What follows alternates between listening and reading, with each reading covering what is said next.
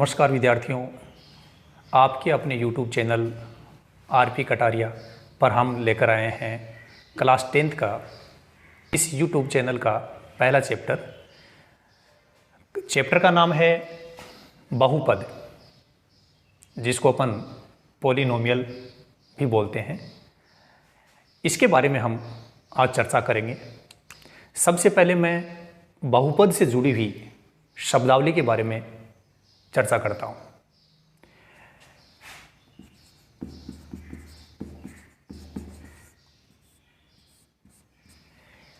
इसमें सबसे पहले हम बात करेंगे सरराशि।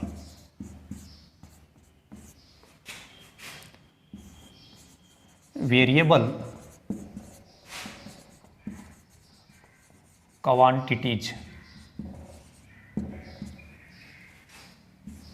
सर राशियां कौन सी होती हैं? वे राशियां जिनका मान प्रत्येक प्रश्न कहें या अपन प्रॉब्लम कहें में मान बदलता रहे। एक बार फिर से कि वे राशियां जिनका मान बदलता रहे सर राशियां कहलाती हैं। इसके बाद एक चर्चित शब्द अचर राशि। इसके कुछ अन्य नाम भी हैं। स्थिरांक, मूलांक, जड़ांक और कांस्टेंट। इतने सारे जो ये शब्द हैं ये अचर से जुड़े हुए हैं, इसी के पर्याय है। चाहे अपन अचर कहें, चाहे स्थिरांक कहें, चाहे मूलांक कहें, चाहे अपन जड़ांक कहें, चाहे अपन कांस्टेंट कहें, ये सब चीज़ एक ही है। तो जैसे हमने बात की चर राशि के बारे में कि वे राशियां जिनका मान बदलता रहे। आप देख रहे हैं यहाँ अचर जस्ट इसका अपोजिट है, तो हम कह सकते हैं कि वे राशियां जिनका मान परिवर्तित नहीं होता हो, अर्थात हमेशा स्थिर रहे। चर राशियां जो हैं, उदाहरण के तौर पे अमूमन हम लोग X, Y, Z, etc use लेते हैं। अचर जो राशियां होती है वो कोई न्यूमेरिकल डिजिट भी हो सकता है। उदाहरण के तौर पे 5 है, 6 है, 9 है, 10 है। आप देखते हैं कि जैसे ही अपन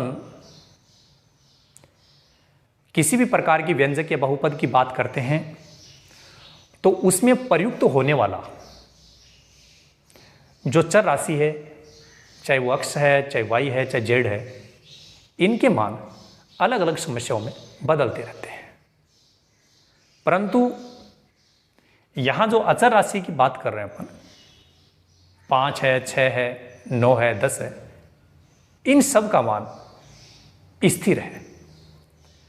5 को हम लोग 5 ही कहेंगे।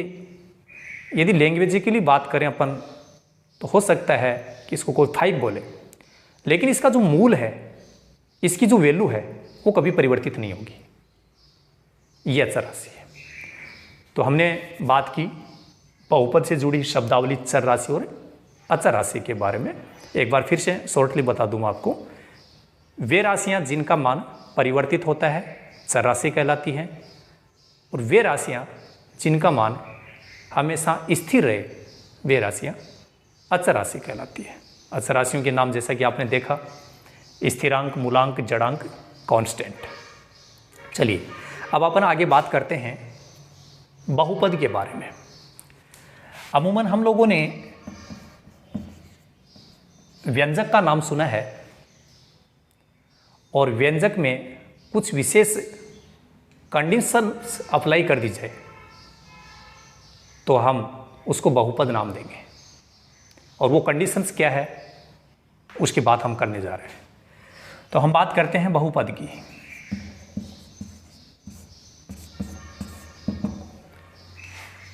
ऐसा व्यंजक जिसमें प्रयुक्त होने वाला जो चर है उसकी अधिकतम घातांक एक पूर्ण संख्या हो। ऐसा व्यंजक जिसमें प्रयुक्त चर की अधिकतम घातांक एक पूर्ण संख्या हो, तो वो व्यंजक है, वो बहुपद कहलाएगा। बहुपद की जो डेफिनेशन है इसमें आप देख रहे हैं एक शब्द आ रहा है पूर्ण संख्या। तो इस पूर्ण संख्या के बारे में जानना अति आवश्यक है कि पूर्ण संख्या क्या होती है।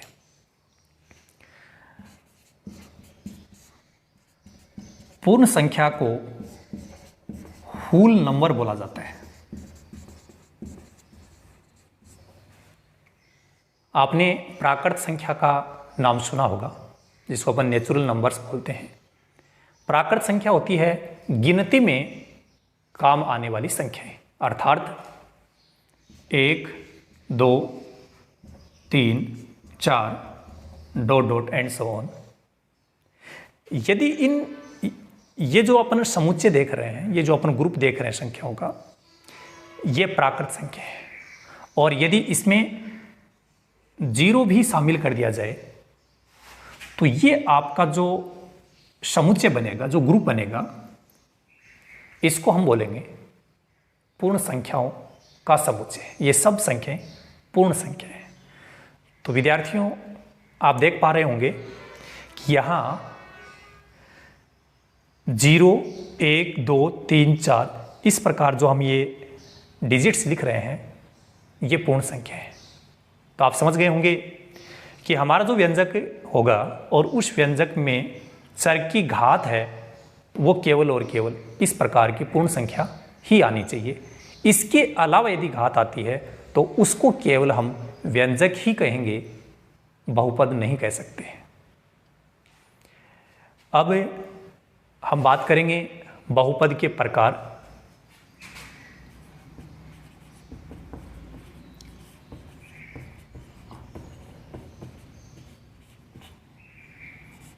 बहुपद कई प्रकार के होते हैं। उसमें मुख्य तौर पे सबसे पहले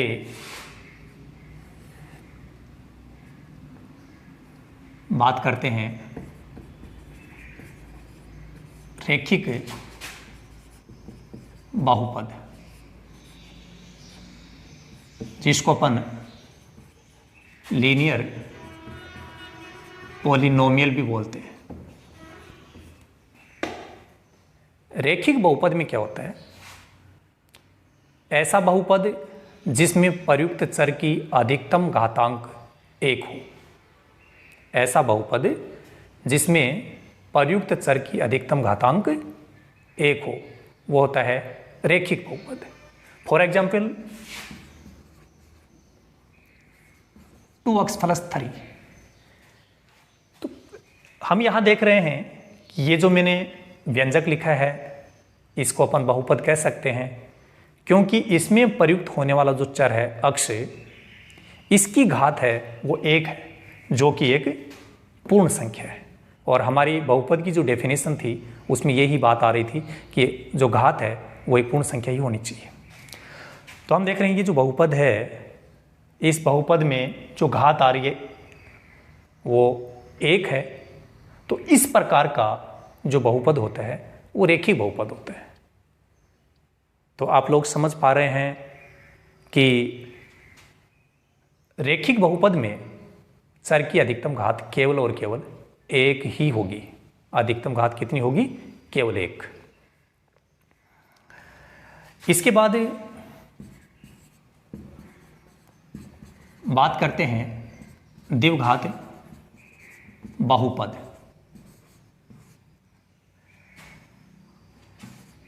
इसको अपन क्वाड्रेटिक पॉलिनोमियल भी बोलते हैं। और इस चैप्टर में ज़्यादा अपना फोकस द्विघात बहुपद पर ही रहेगा। इस वर्ड से ही आप समझ पा रहे हैं, घात से पहले लिखा हुआ द्विव, और द्विव का मतलब दो, तो हम कह सकते हैं कि ऐसा बहुपद जिसमें प्रयुक्त चर की अधिकतम घात 2 हो। एक बार फिर से, कि ऐसा बहुपद जिसमें प्रयुक्त चर की घात अधिकतम घात 2 हो, तो वो द्विघात बहुपद कहलाता है। For example 2x² plus 10x plus 5 है। यहां हम देख रहे हैं कि ये जो बहुपद है इसमें हमारे पास में 3 पद हैं, पहला, दूसरा और तीसरा पद है। तो हम यहां देख रहे हैं कि जो ये चर है अक्ष, इसकी घात 2 है, यहां अक्ष की घात 1 है, और यहां अक्ष नहीं है, इसका मतलब अक्ष की पावर 0 मानी जाएगी। तो आप ये देख रहे हैं कि यहां बड़ी से बड़ी या अधिकतम घातांक 2 है, और यही हम परिभाषा में बोल रहे थे कि ऐसा बहुपद जिसमें प्रयुक्त चर की अधिकतम घात 2 हो, द्विघात बहुपद कहलाता है। तो इस प्रकार के जो बहुपद होते हैं वो द्विघात बहुपद होते हैं। इसी प्रकार आगे त्रिघात बहुपद है, चतुर्थ घात बहुपद है, ये सब चलते रहेंगे। तो इनके जो ये वर्ड हैं इनसे ही परिभाषा ऑटोमेटिक क्रिएट हो रही है। त्रि का मतलब 3 होता है। तो ऐसा बहुपद जिसमें प्रयुक्त चर की अधिकतम घात 3 हो, त्रिघात बहुपद। ऐसा बहुपद जिसमें प्रयुक्त चर की अधिकतम घात 4 हो, चतुर्थ घात बहुपद। इस प्रकार से अन्य घातों के बहुपद भी n घात वाले बहुपद हो सकते हैं। तो मुख्य तौर पर इस चैप्टर में ज़्यादा तौर पे अपन रैखिक बहुपद, द्विघात बहुपद या त्रिघात बहुपद, इसकी ही हम चर्चा करेंगे। अब हम इसके आगे बात करने जा रहे हैं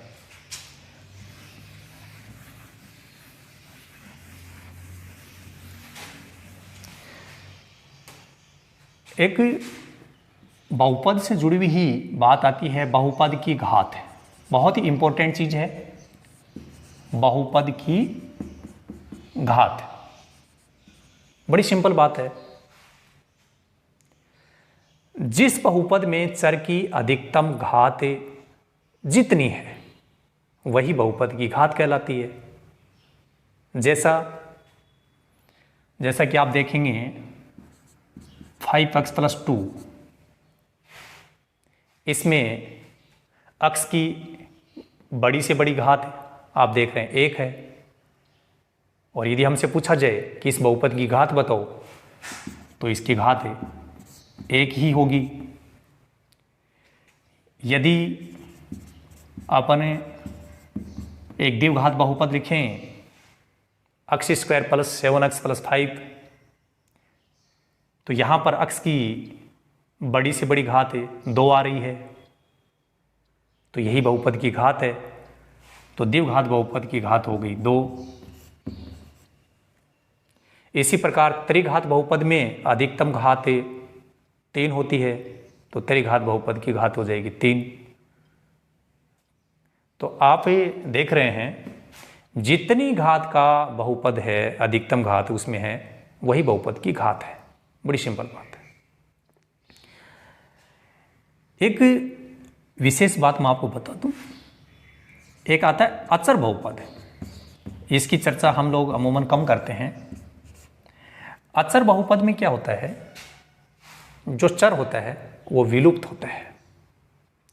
चर अपने को सीधा सीधा दिखाई नहीं देता है। उदाहरण के तौर पे जैसे मैं यहाँ ये 10 लिखूं तो इसको हम बहुपद बोल सकते हैं। बोल क्या सकते हैं कि बहुपद है। अब अपन देख रहे हैं कि इसमें किसी भी प्रकार का चर तो है ही नहीं, परंतु इसमें किसी भी चर को शामिल करके यदि उसके ऊपर 0 पावर लगा दें तो इसकी जो वैल्यू है फिर से 10 ही बनेगी, क्योंकि किसी भी राशि के ऊपर यदि अपन 0 पावर लगा रहे हैं तो उसकी वैल्यू 1 होती है। इसकी जो वैल्यू है वो 1 है, और वो 1 जैसे ही 10 से मल्टीप्लाई होगा फिर 10 बनेगा। तो आप देख रहे हैं कि x की जगह अन्य चर भी हो सकता था, चाहे वो y की पावर 0 हो चाहे z की पावर 0 हो।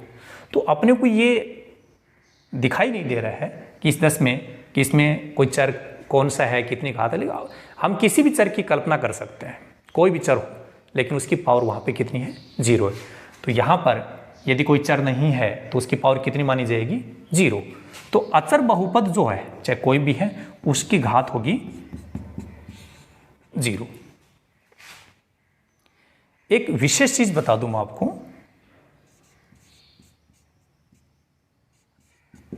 एक आता है शून्येतर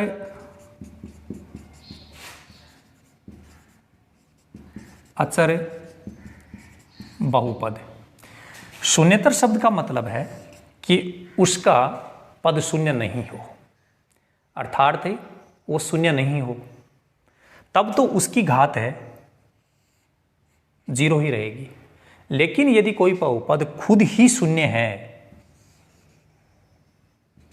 तो ये जो बहुपद है ये अचर बहुपद तो है, लेकिन इसकी जो घात है वो है अपरिभाषित। कहने का मतलब इसकी घात को अपन परिभाषित नहीं कर सकते। तो ये हमने बात की घात के बारे में, और अब हम बात करेंगे हमारा जो ये जो चैप्टर है इसमें एक्सरसाइज 2.1 है, इसमें अपने को कुछ डायग्राम्स दिए गए हैं और उस डायग्राम्स को देख करके हमें बताना है कि दिए गए बहुपद के कितने शून्यक हैं। तो एक शब्द आया है शून्यक, तो सबसे पहले अपन जान लेते हैं कि शून्य क्या चीज है।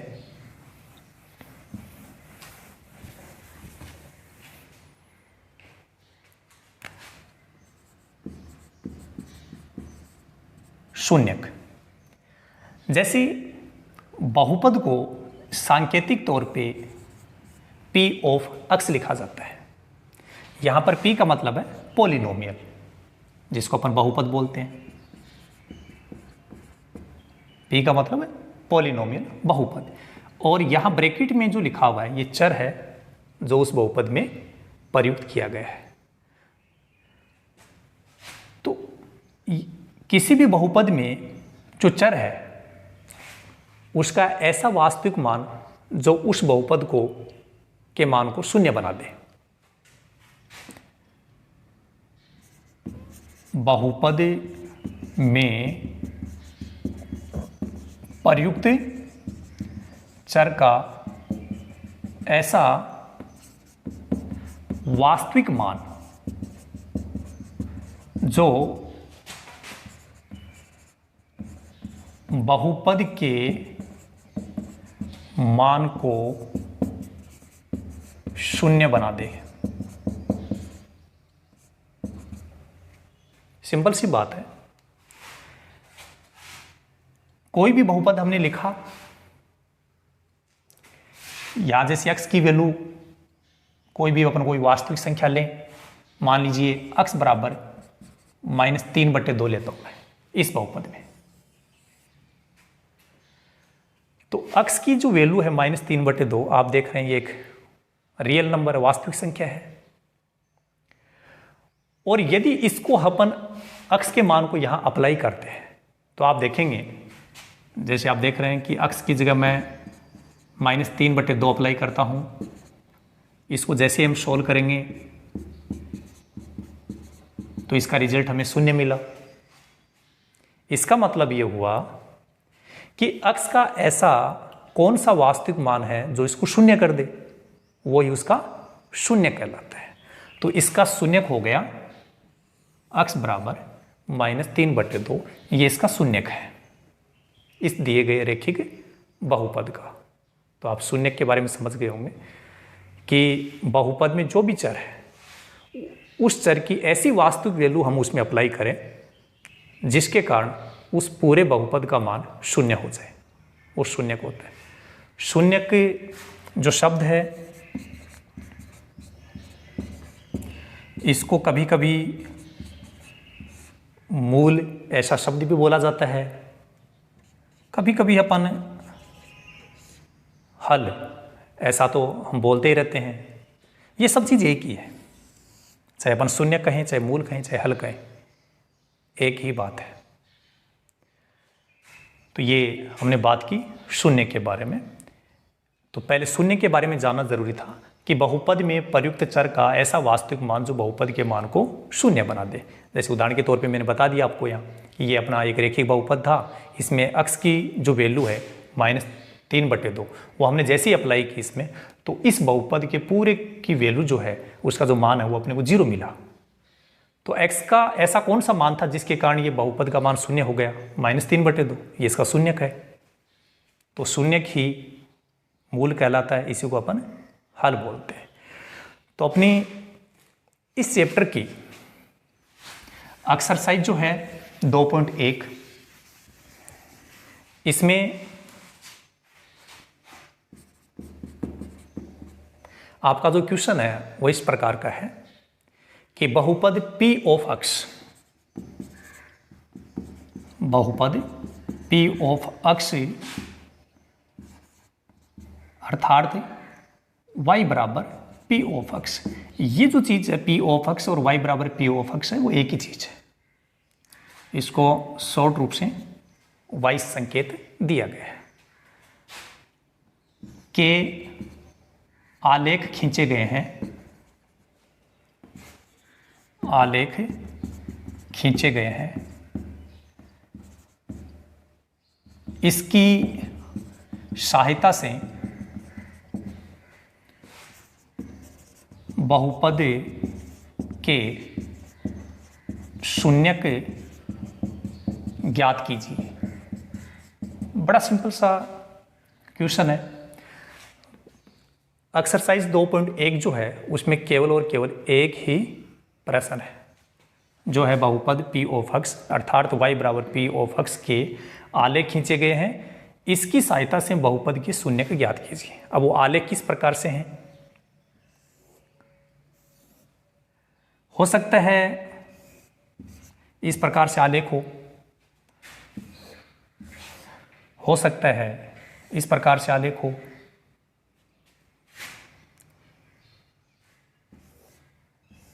हो सकता है ऐसे आलेख हो। तो हम यहां देखेंगे कि इस आलेख को या ग्राफ को देख करके हम कैसे निर्धारित करें कि बहुपद के शून्यक कितने हैं, कैसे पता करें।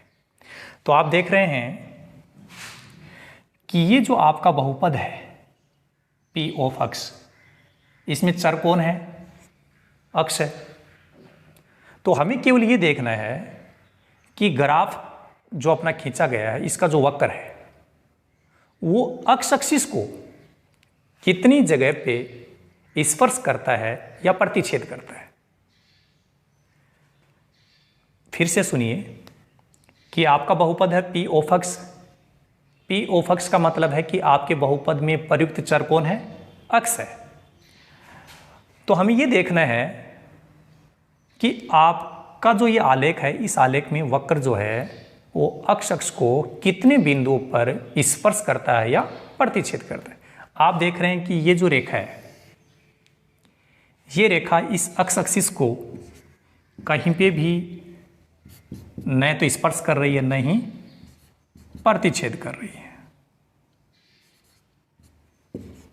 तो ये रेखा इस ग्राफ में x एक्सिस को कहीं पे प्रतिच्छेद नहीं कर रही है, न स्पर्श कर रही है। इसका मतलब इस आलेख के लिए बहुपद के शून्यक हैं उनकी संख्या 0।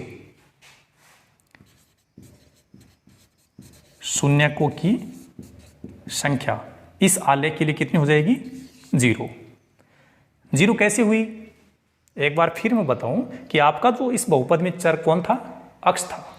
तो ये जो अक्ष है, अक्ष का मतलब है केवल अपने को ये देखना है कि आपका जो आलेख है वो अक्ष एक्सिस को कितने बिंदु पर स्पर्श करता है या प्रतिच्छेद करता है। तो ये जो आपका वक्र है ये कहीं पे भी नहीं तो स्पर्श कर रहा है, अक्ष एक्सिस को नहीं प्रतिच्छेद कर रहा है, तो यहाँ शून्यकों की संख्या 0 हो गई। अगला आलेख देखिए, इसमें ये जो वक्र खींचा गया है, इसमें ये जो वक्र है ये अक्ष एक्सिस को 2 बिंदुओं पर प्रतिच्छेद कर रहा है। तो इस आलेख के लिए बहुपद के शून्यकों की संख्या कितनी हो जाएगी? 2 हो जाएगी। शून्यकों की संख्या होगी 2। 2 कैसे हुई, क्यों हुई? आप देख रहे हैं कि यहां वक्र है, अक्ष एक्सिस को केवल 2 बिंदु पर प्रतिच्छेद कर रहे हैं, तो इसके शून्यकों की संख्या 2 होगी। इस तीसरे आलेख में आप देख रहे हैं कि आपका ये जो आलेख है इसमें ये जो बिंदु है यहाँ पर अक्ष एक्सिस को स्पर्श किया जा रहा है, इस बिंदु पर प्रतिच्छेद किया जा रहा है, इस बिंदु पर भी प्रतिच्छेद किया जा रहा है। कुल मिलाकर के इस वक्र के द्वारा अक्ष एक्सिस को, चाहे वो स्पर्श किए गए बिंदु हो चाहे प्रतिच्छेद किए गए बिंदु हो, उनकी संख्या कितनी है? 3 है। एक बिंदु पे स्पर्श कर रहा है, 2 पर प्रतिच्छेद कर रहा है। तो इस आलेख के लिए शून्यकों की संख्या हो गई 3।